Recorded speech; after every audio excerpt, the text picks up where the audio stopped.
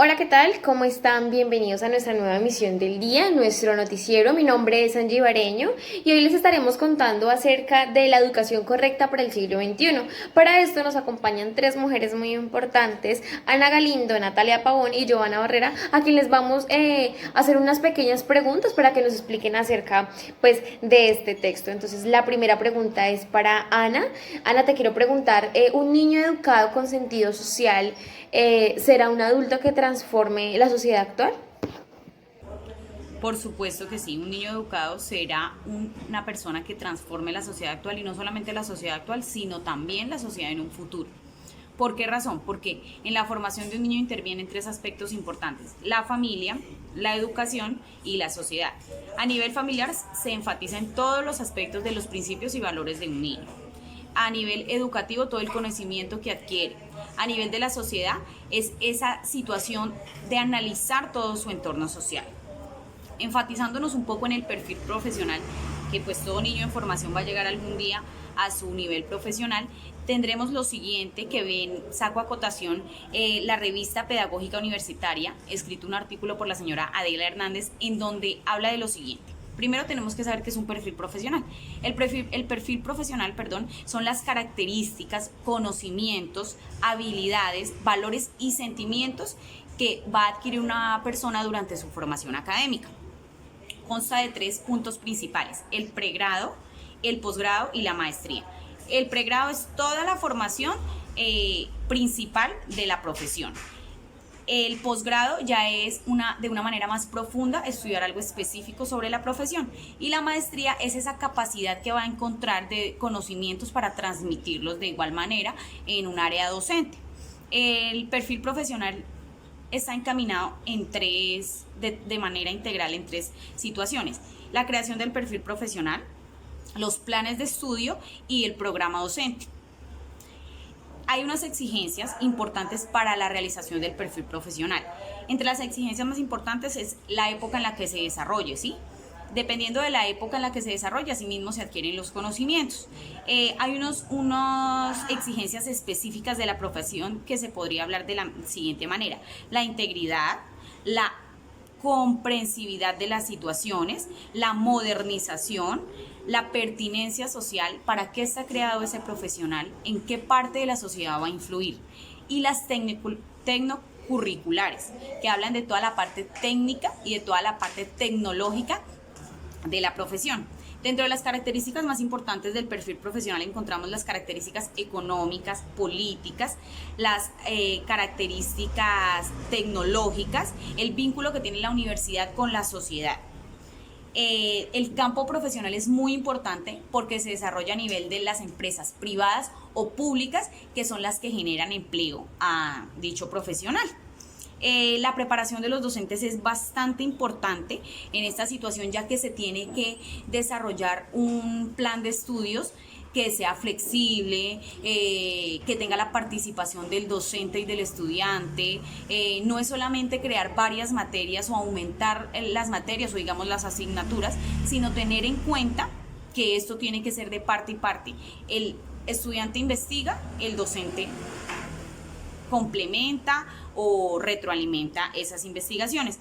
Y por último, las instalaciones y los recursos. Las instalaciones en cuestión de las prácticas, del ambiente en el que se desarrolla la formación, y los recursos también son muy importantes, porque si solamente van a existir universidades privadas, entonces no va a tener acceso toda la comunidad que se quiera educar, ni todas las personas que quieran hacerse profesionales. Gracias, Ana. Ahora te quiero preguntar, ¿podrías describirnos brevemente cada uno de los retos del mundo de hoy y cuál de ellos te parece más complejo enfrentar? Claro que sí. Hablando sobre la educación correcta para el siglo XXI, que fue hecha en India por un rector y tomada de un artículo de la investigación Montessori de 1997, podemos describir lo siguiente: los retos del mundo de hoy. El primero sería el grupismo. Todos los individuos y seres humanos estamos divididos en grupos, ya sea lingüísticos, ya sea grupos políticos, ya sea grupos religiosos. Esta división lo que hace es que no tengamos una proyección global de la educación. sino que se enfaticen unos puntos establecidos por estos grupos. Esto lleva a una destrucción y a una rivalidad entre grupos. Siempre van a defender sus ideales y lo que van a hacer es crear rivalidad y crear destrucción. El siguiente es la ciencia y la tecnología. Claro que la ciencia y la tecnología han aportado cosas maravillosas para el desarrollo humano y para la evolución humana. Sin embargo, desde nuestras épocas de antepasados, donde se ha utilizado la tecnología para hacer arcos y flechas, las bombas atómicas, todo esto con el fin de aniquilarse, no de buscar un progreso, sino simplemente la aniquilación que data de lo anterior, de los grupos. Entonces, ¿qué hacen? Crean armas atómicas, crean todo este tipo de situaciones para aniquilarse entre sí. Las siguientes son las catástrofes ambientales. Las catástrofes ambientales están dadas por la explotación de recursos buscando el bien económico. Los recursos naturales ahora se usan para explotarlos y crear una economía más amplia, para promover el turismo. La sobrepoblación, que está dentro de este aspecto de las catástrofes ambientales.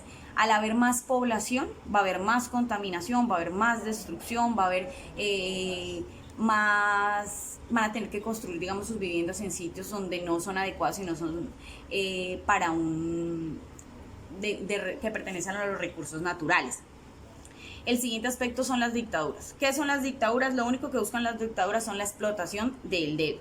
No hay democracia, no hay participación, no hay ni voz ni voto del pueblo. La descomposición familiar, que es un aspecto que me parece bastante interesante, ya que según estudios que se hicieron en la época en donde se escribió este artículo, las familias, más del 60% de las familias han contemplado el divorcio.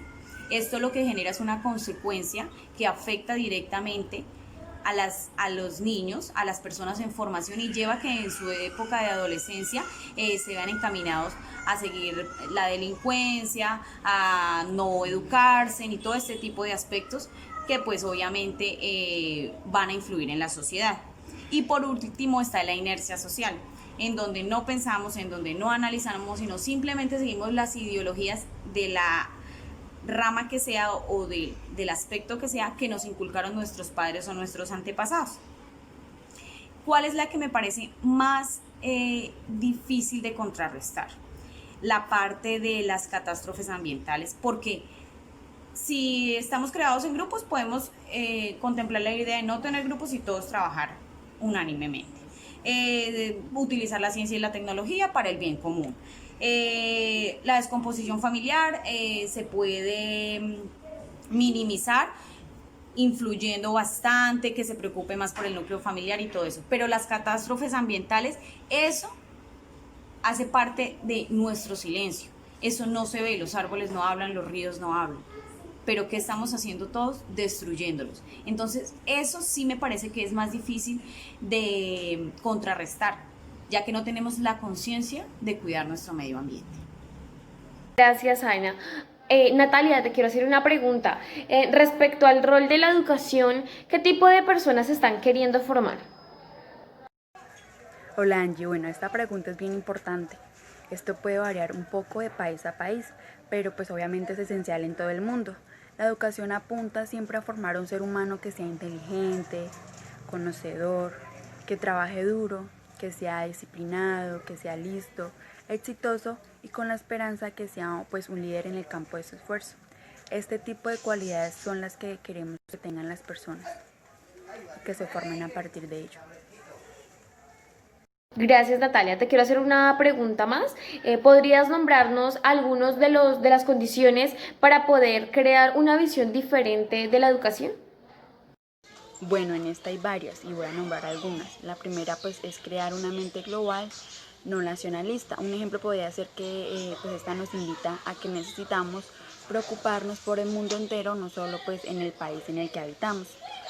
La segunda es enfatizar en el desarrollo personal, no solamente en el económico.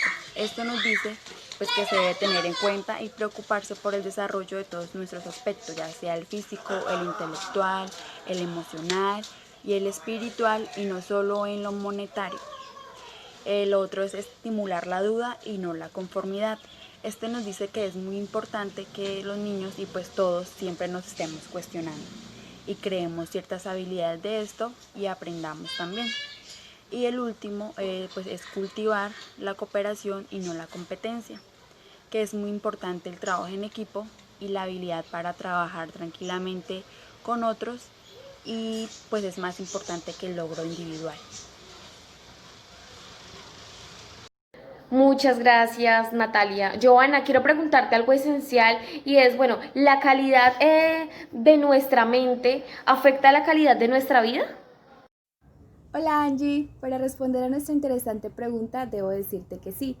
Nuestra mente sí afecta nuestra calidad de vida, porque sí, pensamos todo el tiempo que nosotros somos inferiores, que no somos capaces de hacer cualquier cosa, eso es lo que atraemos a nuestra vida. En cambio, si pensamos en cosas positivas, que nosotros podemos lograr cualquier obstáculo que se nos pase por nuestra vida, eso es lo que vamos a atraer a nuestra vida. Nuestra mente tiene una capacidad increíble en nuestra vida. Gracias, Joana. Una última pregunta. Cuéntame si los adultos enfrentan problemas similares a los niños. Esta pregunta es muy interesante, Angie. Yo pienso que los problemas de los niños a veces se relacionan con los problemas de nosotros los adultos. En cuanto a salir de zona de confort, en miedos, en inseguridades, en relaciones, en cuanto se trata de ese tipo de ámbitos, se relacionan demasiado, porque a algunos niños les da mucho miedo el salir de su zona de confort, y eso también nos pasa a los adultos. A los adultos se nos dificulta mucho a veces relacionarnos y confiar en las personas.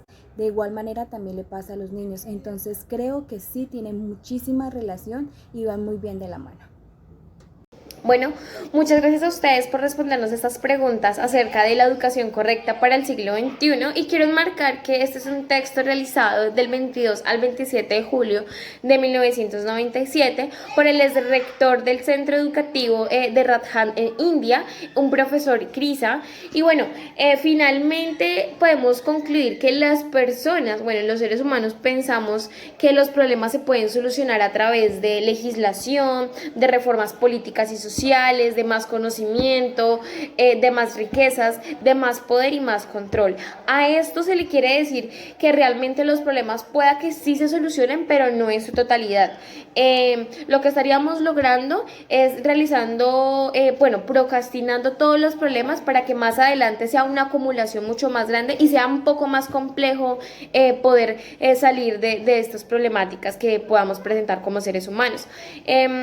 Finalmente lo que se logra, lo que quiere hacer el texto es decirnos que para poder tener un progreso debemos tener una transformación interna en cada ser humano, que la educación para el siglo XXI no debe encargarse del mayor progreso, sino de la transformación interna y las habilidades de conciencia que se creen en cada ser humano. Por último, podríamos decir que la técnica no crea la visión, sino la visión es la que crea la técnica. Es más importante encontrar la visión de la vida y vivir realmente la vida en armonía. A esto es lo que hace referencia la educación correcta para el siglo XXI. Muchas gracias a todos ustedes por escuchar estas preguntas, estas intervenciones de nuestras compañeras. Que tengan un feliz día y los esperamos en una próxima emisión. Hasta luego.